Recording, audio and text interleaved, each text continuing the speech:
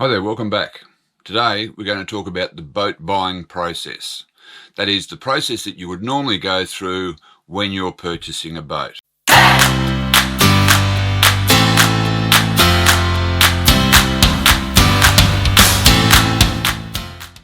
We've had a bit of a look into the type of boat that's going to best suit your needs, whether that's a sailboat, a ketch, a catamaran, a powerboat, whatever it might be.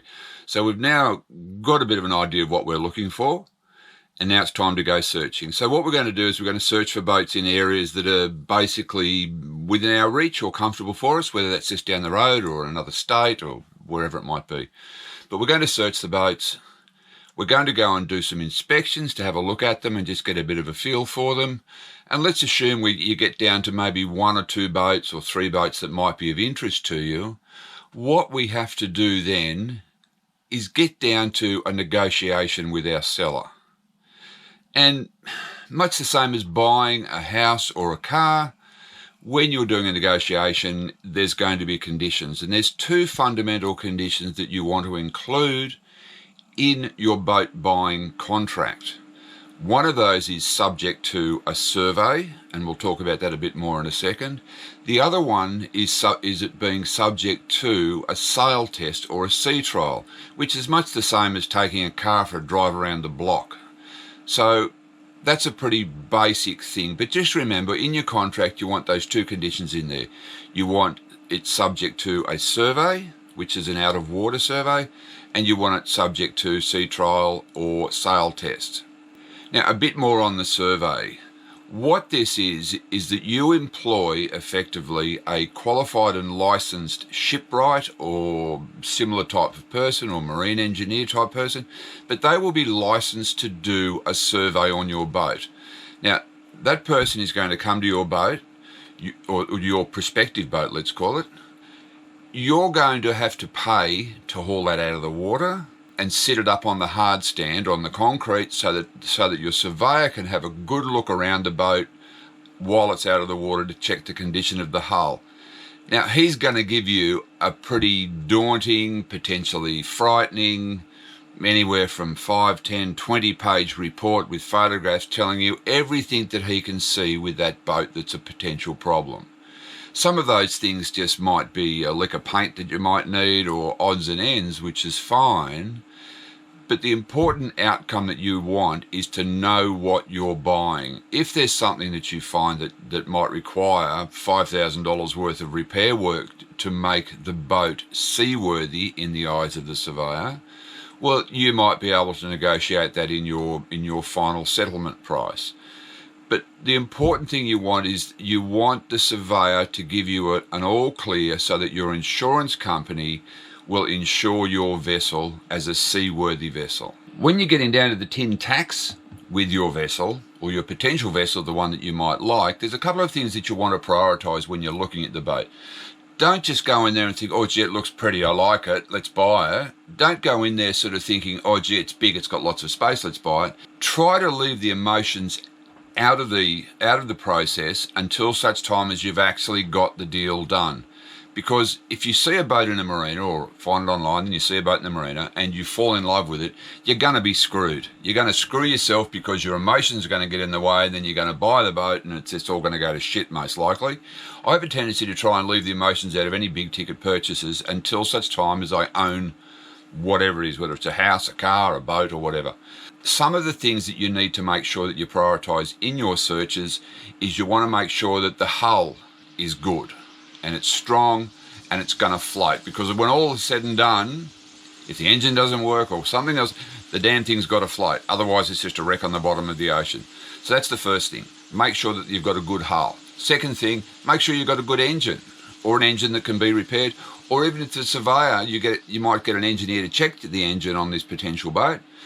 Even if you find that the engine's crap and you have to replace it, that's fine too. You just might need to negotiate that in your final settlement with your seller. So hull, engine. If it's a sailing boat, you want to make sure that you've got a good rig. Know what the rig is like. That is all the cables and wires that hold the mast or masts up. You then go into all the features, safety features of the boat, navigation gear, radios, radar, depth sounders, log. The log is the thing that tells you the speeds through the water. once you've gotten through hull, engine, rigging, safety features and navigation equipment, you then got to make sure that it's going to suit your needs. Is it going to be comfortable enough? And then one of the other big things to consider is, once you've got the survey, and we're going to talk a bit more about the survey in a moment, we're going to visit a boat yard and see a boat out of the water. Once you've got your survey and your surveyor tells you, your marine surveyor tells you what the boat needs done to it, that's a big ticket as well. So let's take a number, for example. Let's say that you see a boat that's advertised for 150 grand. You're going to spend anywhere between $500 to $800 to haul the boat out. You're then going to have to spend, maybe depending on the size of the boat, anywhere between $500 and $1,500, I suppose, to have the boat surveyed. That's your surveyor's fee. And if he comes back and tells you, look, here's 20 things that need fixing, which includes light bulbs or whatever the hell it might be, but he might have 5 things in there that might add up to a bit of money, like 20 grand or 30 grand, you will need to go back and negotiate that with your seller. But the thing is that you'll also know what you're up for. So if you've got a $150,000 boat, you need to spend 20 grand on it to make it seaworthy, for example. You might negotiate with the seller and go, okay, let's go 50-50 on that. He drops his price by 10 grand. You pick up 10 grand, and then you end up with a $160,000 boat, if that kind of makes sense.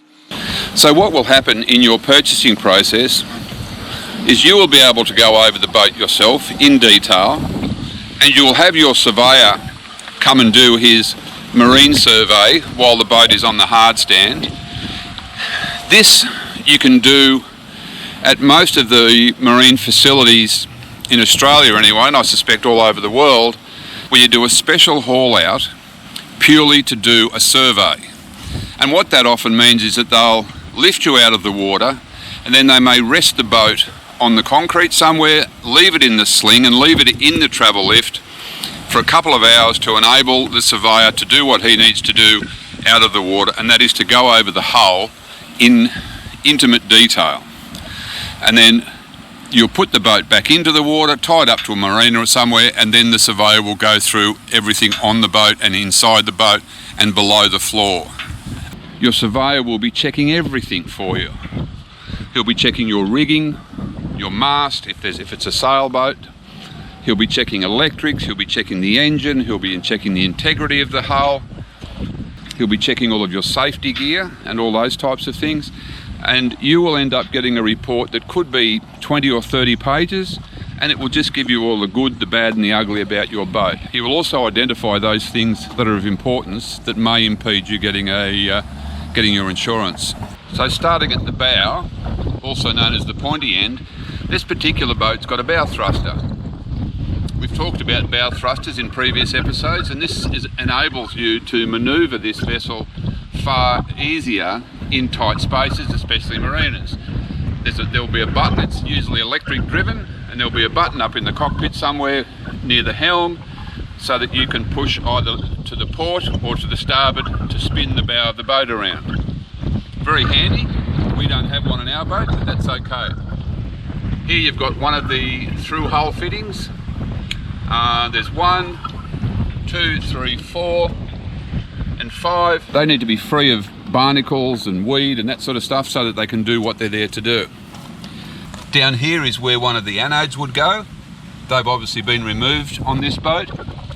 It's currently sitting on the hard stand at the boat works in their foresail yard. And then up here, I don't know if I've got a shot of that one there. This one has these 2 holes here, or there's 3 or 4 of them down the back here, that all have covers over them. These are to keep weed out, so they could be for a number of different sources or a number of different reasons, getting raw water into your engine for cooling and so on. But you can also see there's a little bit of weed in this one here that would obviously impede the free flow of water into whatever that's going to. You will see a light film. It looks like this boat's been high pressure hosed and cleaned. It's in pretty good condition. Here too is another couple of holes. So there's quite a few on this boat. There must be all sorts of things going on up there. They could have They could have water making systems going on. There's an awful lot of through-hole fittings on this boat. Here's the prop. We'll talk about props in more detail one day, and we'll get our hands onto an expert who can help us explain and understand a bit more about that.